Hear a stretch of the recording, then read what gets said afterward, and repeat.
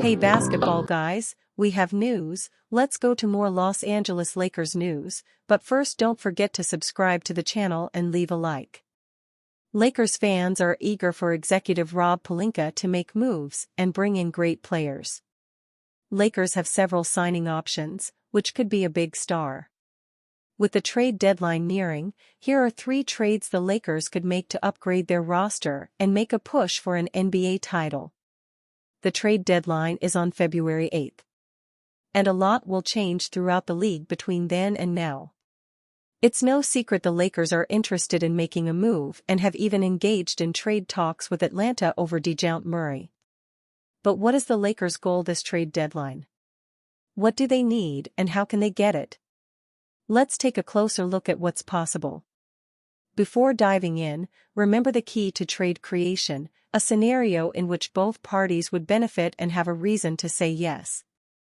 Often, fans will take their biggest disappointment and trade for another team's best player, outplaying their contract.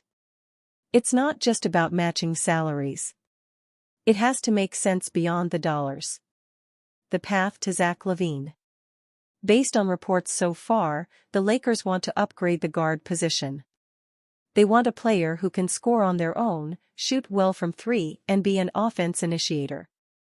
Zach LaVine is far from perfect and his contract is abysmal, but he does fit many of these qualities. This is why he's been connected to the Lakers even though recent reports say there's a 0% chance the Lakers will trade for LaVine. The asking price for him is just too high, given his defensive flaws and being in the second year of a 5-year $215 million deal. For both parties to agree, it would likely be a deal where the Lakers acquire LaVine and the Bulls receive D'Angelo Russell, Rui Hachimura, Gabe Vincent and the 2025 first-round pick. You need Russell and Hachimura's contracts just for the math to work, and that seems to be a hefty price to pay.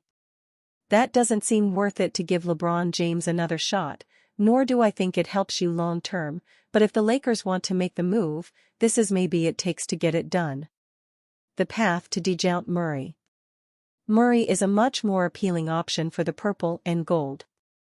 He's on a 4-year, $120 million deal, is a much younger player and has a higher ceiling.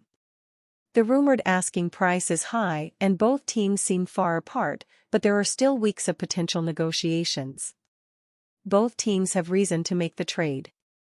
Atlanta's backcourt of Trae Young and Murray hasn't been successful together as they are currently 16-23.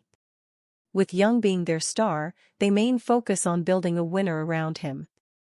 For Los Angeles, their record isn't much better at 20-21 and adding Murray could turn things around enough to give Los Angeles a shot at competing in the West. To acquire Murray and have both parties satisfied, it's going to require concessions from both sides. The Lakers could trade Reeves, but they've made it clear they'd want more than Murray if they're giving him up. And the Hawks seem to want Reeves and more to move Murray, especially given how much they traded to the San Antonio Spurs to get Murray to begin with. For Atlanta to agree, a package featuring Reeves, Prince, Vincent, Reddish and Hayes should be enough to get a deal done, but that takes away so many assets that it's hard to see that as a net positive for Los Angeles, even if there are players like Clint Capella or Bogdan Bogdanović coming back. Great players who aren't stars. Fans focus on the big names, but sometimes a few singles can lead to more scoring than just swinging for the fences. So, I looked at players who could help the Lakers in the margins but aren't necessarily the biggest names. Dorian Finney-Smith and Royce O'Neal are quality players who can score, spread the floor and give the Lakers size. A trade using Vincent, Prince, Hood-Schifino, and Cam Reddish improves the team.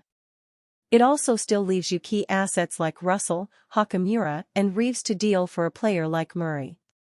This is more of a move in the margins and still allows you to swing for a star elsewhere. If LA wants a splashier move, they can trade for Terry Rozier. A deal straight up with Russell involved works, and maybe they can throw in a second to compel the Hornets to make the move. Rozier may not be the biggest name, but he's a certified bucket and a primary ball handler. we still have weeks to go before the dust settles on the negotiations and what this team will look like in the final stretch of the season. These trades show examples of what is possible and what options are available to the Lakers, depending on who they are willing to part with. This team had big wins against the Los Angeles Clippers, beat the Oklahoma City Thunder twice, and won the NBA season tournament. They have top-tier talent, and despite being below .500 on the year, you could see a scenario where a few changes put them back in contention. They need to make these trades to make that happen, so let's see if VP of Basketball Operations Rob Pelinka can pull another rabbit out of his hat at this trade deadline.